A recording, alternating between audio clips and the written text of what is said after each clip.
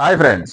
మళ్ళీ కొంతమంది అన్న నేను ఫైనాన్షియల్ ఎంత సిస్టమేటిక్ ఉన్నా కూడా నా సిబిల్ స్కోర్ 500 600 దాటడం లేదన్న, మరి నేను ఏం చేయాలని నన్ను కాంటాక్ట్ అడుగుతున్నారు. ఫ్రెండ్స్, ఈ రోజుల్లో సిబిల్ స్కోర్ పెరగాలంటే మన ఇంట్లో లిక్విడ్ 50 లక్షలు ఉన్నా కూడా రూపాయి అప్పు లేకపోతే సిబిల్ స్కోర్ అసలే పెరగదు. ఇది స్ట్రాంగ్గా గుర్తుపెట్టుకోవాలి.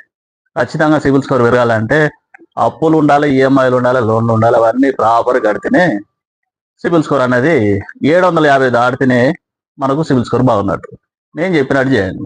ఫ్రెండ్స్, మన సేవింగ్ అకౌంట్లో 1,00,000 రూపాయలు ఆ అకౌంట్లో ఉన్నాయనుకోండి, దానికి తగ్గట్టు బ్యాంక్ మేనేజర్ని క్రెడిట్ కార్డు ఇవ్వమంటే దాన్ని తనఖా కింద పెట్టుకొని మీకు క్రెడిట్ కార్డు ఇస్తారు. దాన్ని రెగ్యులర్గా వాడాలి.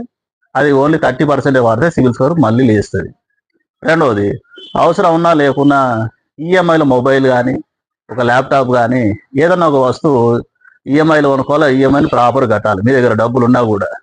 మూడవది, మా ఇంట్లో బంగారం ఉందనుకోండి, కొంచెం 1 తులం 2 తులాలు 3 తులాలు, దాన్ని ఏదో కడవలా చేసుకొని గోల్డ్ లోన్ ట్రై చేసి ఆ గోల్డ్ లోన్ ఈఎంఐ రూపకంలో కడితే సిబిల్ స్కోర్ పెరుగుతుంది.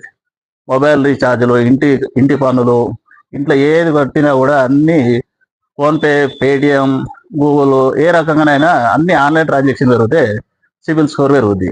ఈ రోజులలో అప్పు ఉన్నవాడే ధనవంతుడు, అప్పు లేనివాడు తర్వాత పనికిరాడు. ₹1,00,000 నుంచి ₹1,00,00,000 హౌసింగ్ లోన్ రావాలన్నా కూడా కనీసం 750 నుంచి 850 దాటితేనే మనకు లోన్ ఇస్తారు. అది కూడా తక్కువ వడ్డీకి రావాలంటే 850 దాటితే అందరికంటే తక్కువ వడ్డీకి మనం లోన్ తీసుకోవచ్చు, కట్టుకోవచ్చు. Thank you friends. ఈ వీడియో నచ్చితే లైక్ చేయండి, షేర్ చేయండి, ఫాలో చేయండి.